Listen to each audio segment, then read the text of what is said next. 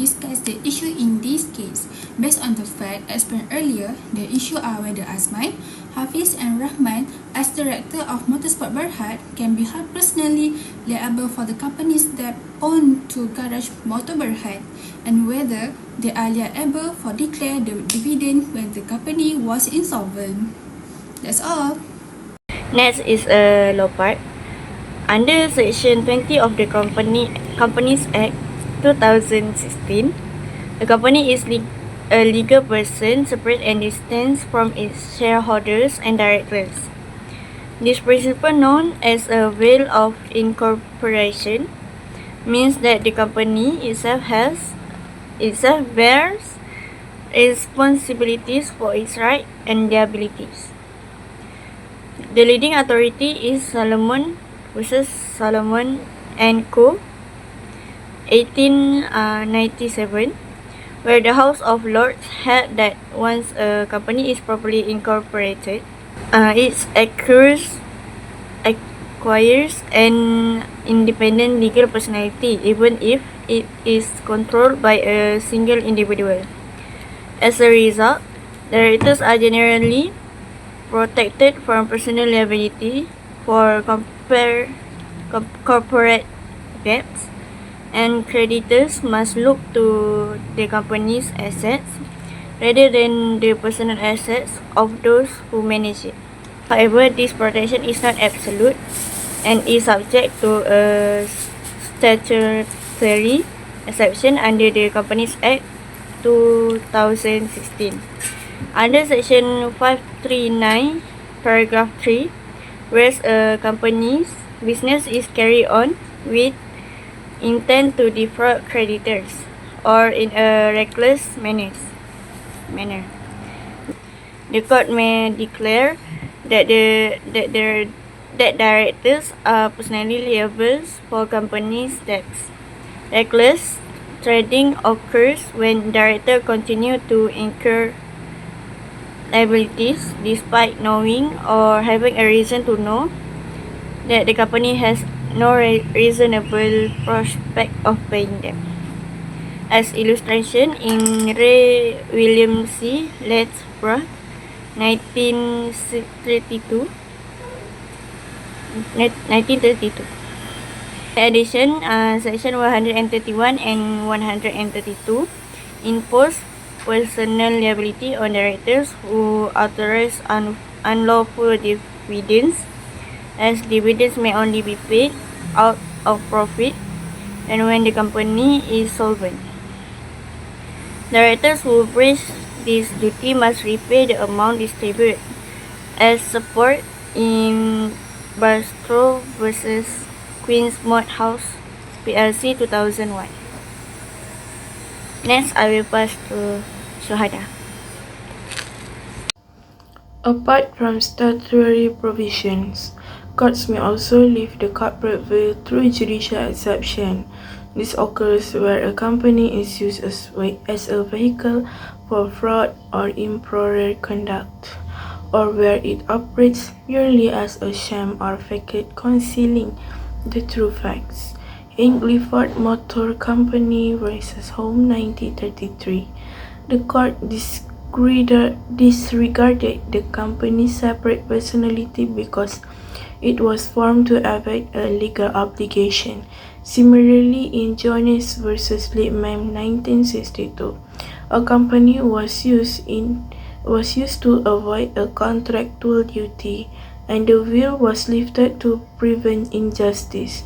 In limited circumstances, the veil may also be lifted where a company acts as an agent of its controller, or where justice requires treating a group of companies as a single economic unit. While the doctrine of separate legal entity established in Solomon versus Solomon provides strong protection to directors, this protection is qualified by both statutory and judicial exception. The law ensures that directors cannot hide behind the corporate veil when they engage in fraudulent, reckless, or unlawful conduct. In applying these principles to any one given case, the relevant exception, whether under Section 539, subsection 3, Section 131, and Section 132, or the judicial grounds of fraud and sham, must be carefully identified and applied to determine whether the directors should be held personally liable. I think that's all from me. Thank you. Now, I will be presenting the application of the law to the facts of the case involving Azman, Hafiz, and Rahman, who are the directors of Motorsport Berhad.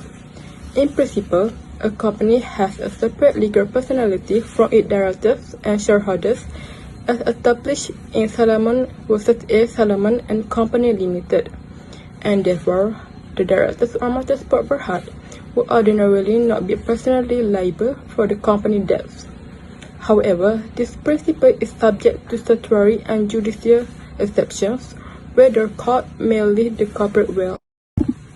In the present case, Motorsport Berhad had been operating at a loss for 2 years and was heavily indebted. Yet, the directors knowingly proceeded to purchase imported second-hand cars worth 1 million ringgit despite having no reasonable prospect of paying the debt, which amounts to reckless trading under Section 5393 of the Companies Act 2016, allowing the court to impose personal liability on the directors. Furthermore, the directors declared and paid dividends even though the company was insolvent. In contravention of Section 131 of the Company Act 2016 and pursuant to Section 132(3), the directors are personally liable to repay the unlawfully distributed dividends. Although judicial exceptions such as fraud, facade, or agency may also justify lifting the corporate will, there is no evidence that Motorsport Berhad was used as a sham company or as an agent to commit fraud, and therefore the judicial exceptions are not applicable. Accordingly, the most appropriate exception in the case is the statutory exception of reckless trading under Section 5393, which justify lifting the will of incorporation and holding the directors personally liable for the company debt.